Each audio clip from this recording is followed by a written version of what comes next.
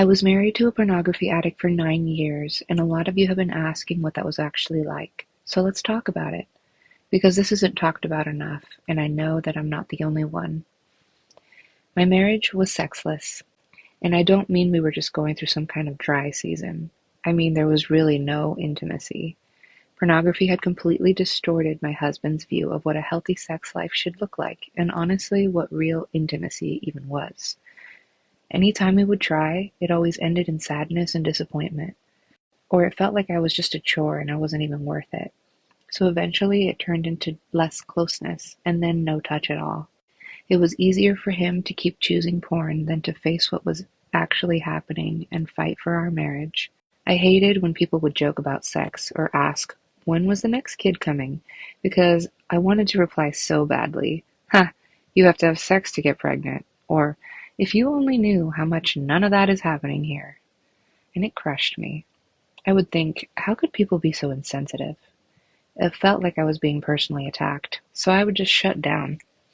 I couldn't understand how my husband would keep choosing to get off with pornography instead of choosing his wife. But instead of seeing it clearly for what it was, I turned so much of it on myself. I had been questioning everything about my body, my worth. I felt like I had lost my femininity, all of it. And once I became a mom, I just turned all my focus onto my kids because there was no closeness left between me and my husband anymore. It was so lonely. I felt like I was too much when I needed reassurance, but somehow still not enough to actually be chosen.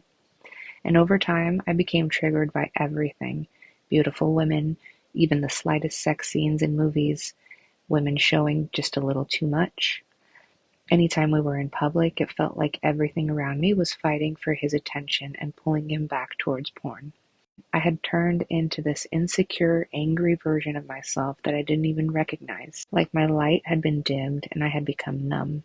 But really, I was just living in a constant state of feeling unchosen. So, Nydia, why did you stay for so long if it was so hard? I stayed for so long because I still had hope.